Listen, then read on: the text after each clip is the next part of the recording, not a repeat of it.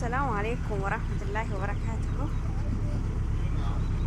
جرى درتو كبجمتوتا في هردفتوتا جمتوتا أيوه أكم نجاتي السنة ويجران كانت من جرتا كنوا بولي أبو دبي كان فكاتي ما شاء الله تبارك الله هدو بريدي قشول لي كنوا كانت ديما جرتك أهو دي وسنة تتكينا يون أرجع نتك أيو صنات ديبي كاجبات وديبي يوم بدل لك أنا سكابش فيديو سورا ما جرا أكاسير دكتور تكنا دعاء يقول آخر ربين كرانا جا قال شو بولد أبو دبي اللي كانوا كنا فكاتي ما شاء الله تبارك الله والله الدمي أقدي كيسن سنة أنا اللي أسمع قالوا أولو إن شاء الله دعاء يقول عمله قال لي نقول لقى تكاتي نسيت كنا دوفية إيمالك إن شاء الله أنا اللي في يلا بيان رفتي هاج مامورا ساج أمي دعائنا أقول كاس جرتي كنو بولن أبو دبي كاس فكاتي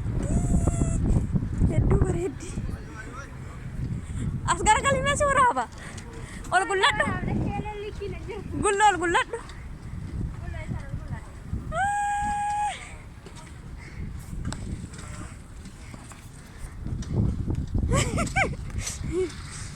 إيه وده دبدي كنو سنجر بسم الله الرحمن الرحيم أكتفي يا جرتكش والله أنا قرام بوت أنا جدا يصير أكتفي في يدي قاري كبدت مسكينة والله يا سيدي Siap ya?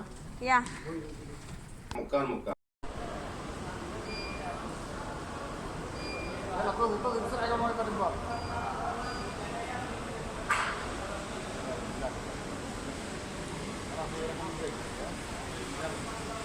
باي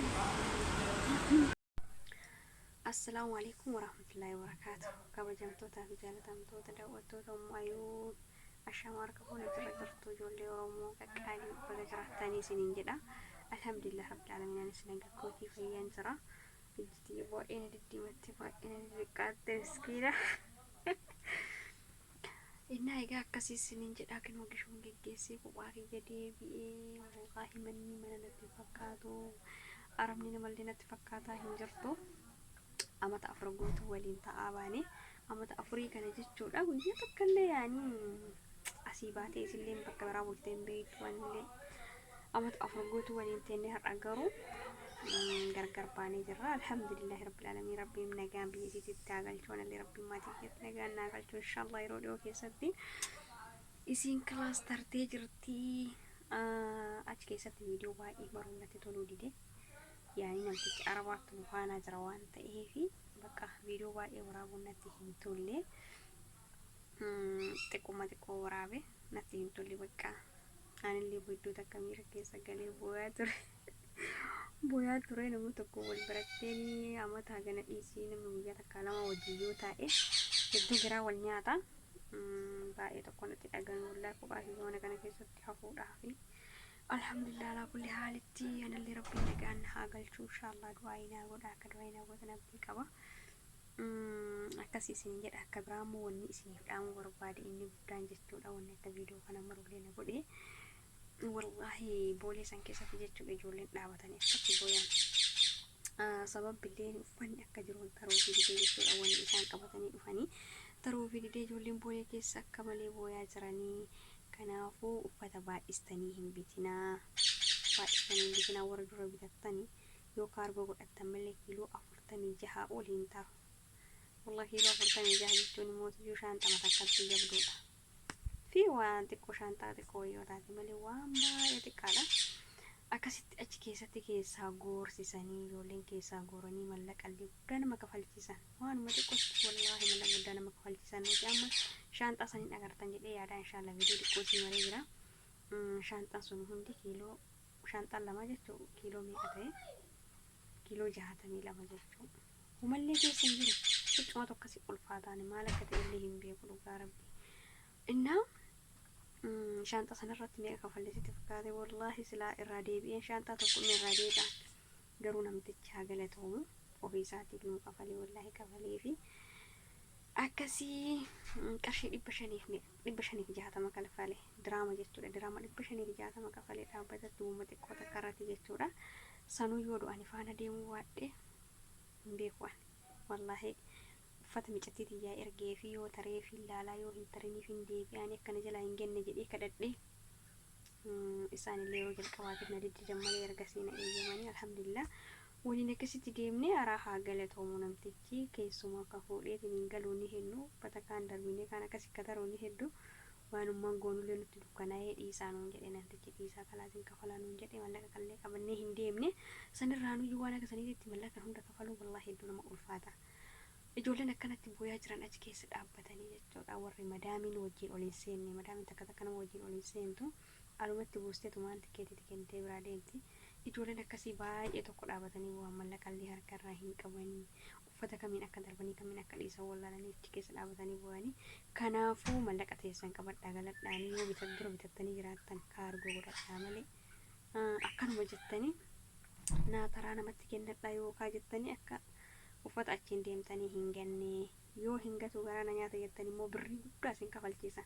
Wallahi birrii guddaa isin kafalchiisan kanuma kaargoo sanuu wayyaa achitti birrii guddaa isin kafalchiisanii. Kanaafuu jabaadhaatii mallaquma teessan qabadhaa biyyumatti bitadhaa isiniin jedha. Kun dhaamsa kooti. Amma anuyyuu maal akka godhuun na dhibee dhugaa na jibbisiise achi dhaqee argi jenna wallahi hin jibbi. Ijoollee achi dhaabatteetiin hin bootsan argeenna maal abbaasii keessa yaasee darbee waan bakka uummata xiqqoollee qabadhee galu jedhee wallahi baay'ee abdii na kutachiise jechuudha. Abdii baay'ee nama kutachiisa.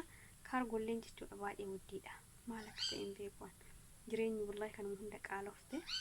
Inna rabbiin nu haalaafis hundaafuu kushiinaa arabaa keessatti laffaanii fuulli keenya akkanatti nu bobbadee zayitii nu xaxxabaasisite garuma garatti akkas dokumentaan hin taanetti illee gadi nannaqu malee nama dhiba. Biyyuma keessatti galtanii yoo bitattan baay'ee namatti tola. Warri dura bittanii lafa qabdan silaa foonni godhamu hin jiru.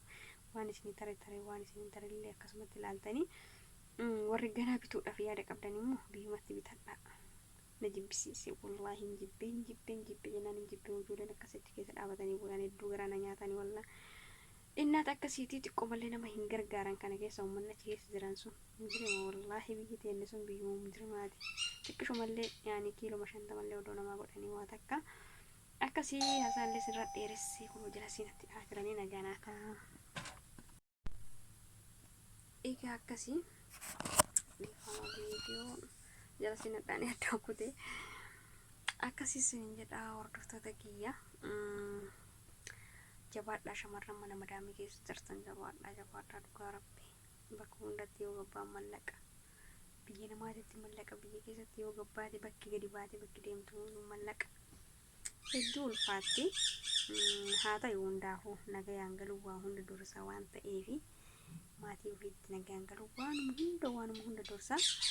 Rabbiin nagayaan isin haa galchu. Warra galuuf yaada qabdanillee inshaallah yeroo dhiyoo keessatti anallee rabbiin nagayaan na haa galchu. Na hin yaaddessini na hin jibbisiisini inshaallah. Do'achuma keessa osoo xiqqeetti nuti sanuu fudhadhee galee isiin hafte isillee yoo hafte akkuma kiyya kanatti bu'attee jedhe xiqqaatti akkasii inshaallah hundaafuu boo'ee mataa ofii dhukkubsu yaani namni biyya ofiitti galu namatti hin boo'amu. Waan hundaafuyyuu yeroo gaarii qabaadhaa. Waan hin haasa'uun harkaa badee jira mataan dhukkuutti jira. Du'aa inaaf godhaa garuu du'aa hin akkana bira dhaabbattan abdii qaba inshaallah.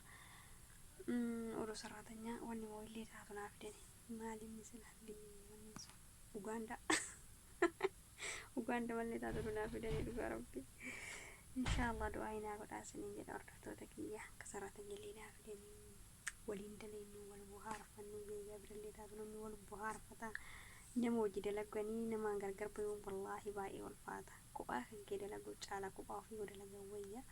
Yeroo kophaa kee dalagu sana maalatti fakkaatu amma garuu mootiyyuu erga isii walitti dabalamne baay'ee tokko namni yaada wal jijjiiraa waliin haasofna waliin kolfina.